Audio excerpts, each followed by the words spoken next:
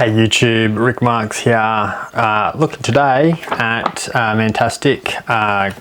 Went to Tommy's, I guess, introduction or his workshop on the weekend. It was free to attend. It was talking about running your life like a business. And I thought it was quite fascinating and quite interesting, and I wanted to share with you guys some of the insights that I was, got from it. And I guess some actions that I'm looking to take forward with myself from the event. So there are a lot of, I guess, revelations or I guess echoes to what I've already been talking about before, and even with the company with who I was sitting with, a lot of them had similar understandings around the whole mind blocks and the like. One of the biggest things that echoed throughout the whole weekend or the whole day was the cost of inaction, and how more often than not we find it just easier to do nothing than to do something. And one of Tommy's pictures was of a person being pulled in numerous directions, and it said most of us are too busy trying to work out, you know, what we're doing, where we're going. And then he showed two paths, and we said we get to a left and a right turn, for instance.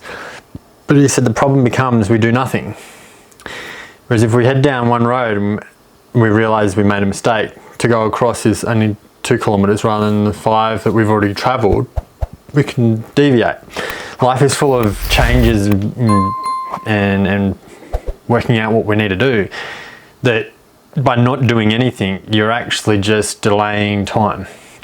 And I linked this with my, I've been learning a lot about, like, I guess, compounding interest and that sort of stuff.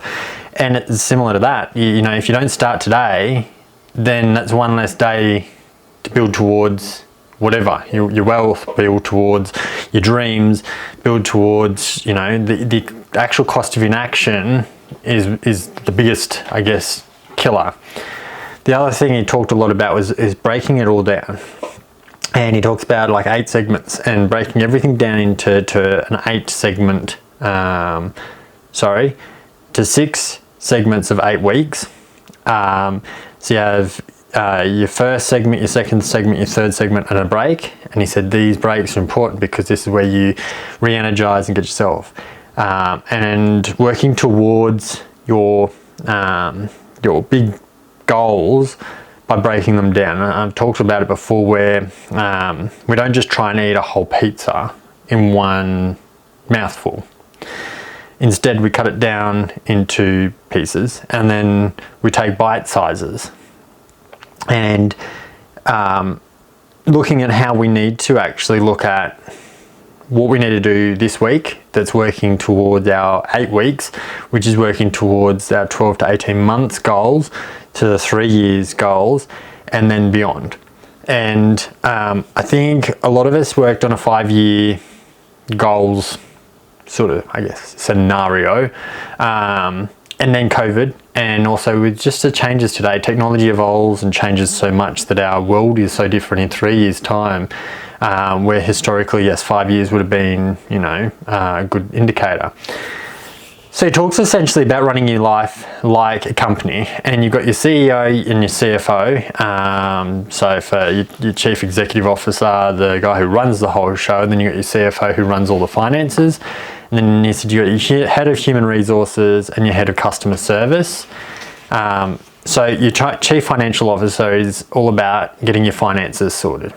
And in each of these, you're looking at it from the business perspective, from a company perspective, and working out what is the CFO not doing well or right, and then either getting mentored or getting people alongside to help improve the skill set. Now, you are all these people, but by improving your CFO knowledge and awareness, that helps you to be better at your job. You can't fire your CFO and go and hire a new one, but you can upskill and train them and make them better. And I think this is really good to change the mindset from just hiring and firing, getting rid of the, you know, people that aren't pulling their weight, and redirecting it to growing them.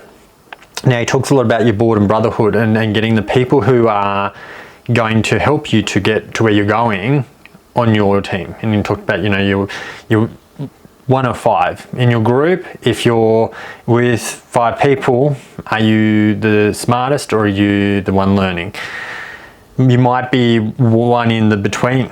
But he said also picking the people at your table, your board of directors as such, or that are able to either help you. So if right now your focus is on getting your CFO upskilled and more knowledgeable and better with finances, get somebody who's really good with finances on that board and get them in the conversations, educating, helping you learn the skills of finance and how to operate your finances. Talks also then, so you look at your head of human resources and the head of customer service, and this is all like your environment, your surroundings. Talking about, with human resources, is getting the people alongside you who can help you achieve the outcomes, as I mentioned before. Then you've got your customer service, which is the other people around you. And they can be friends, family, colleagues. And he said you use a green, amber and red. Now, if it's red, there's a stop. Is there no relationship? Do you want a relationship? Because it needs work, if that's the case. Amber means you've neglected this relationship, probably could do better, work out the strategy and a plan, and execute. Green is obviously healthy, good relationship. And he was saying, when you actually start to look at it as customer service and you are the product, you are the brand, your linking with your parents, your loved ones and the like is all improved because your view is different. He then talks about physique and nutrition, which is more about making sure that you're healthy and physical is all sorted. So it can be healthy eating, basic looking after your body. As we get older, we tend to neglect more than we look after. And then he talks about head of product development and branding. That touches a lot about more your professional and your personal skills, and they're the internal elements. Then you've got your visual and your persona, which is your external, which he calls the man brand. And in the middle of the two circles is being memorable. So in a good way, making sure that you're, heard and seen for what you believe, and any doubts to that, people would scratch their head because it's not in tune with where they're at. Being authentic really is the bottom line to yourself. Then he talks about your rest, relaxation and wellness coach, and he talks about SMILE, which is smiling more increases life expectancy. And the last role was the marketing and sales, and he talks where you've got your medium, your market and your message, and your where, your who and your what. Where's your people that you're trying to get to? Who are you trying to get you to? And what are you trying to get out there? I took a lot of really fantastic, assessing where I'm at, it talks about the quadrants where you've got high love for work, low money, low love for work, low money, and we all have sort of been there where you got to earn your stripes, get paid nothing, and you're just making money to get by. High money, high love, which is sort of where we all want to get to.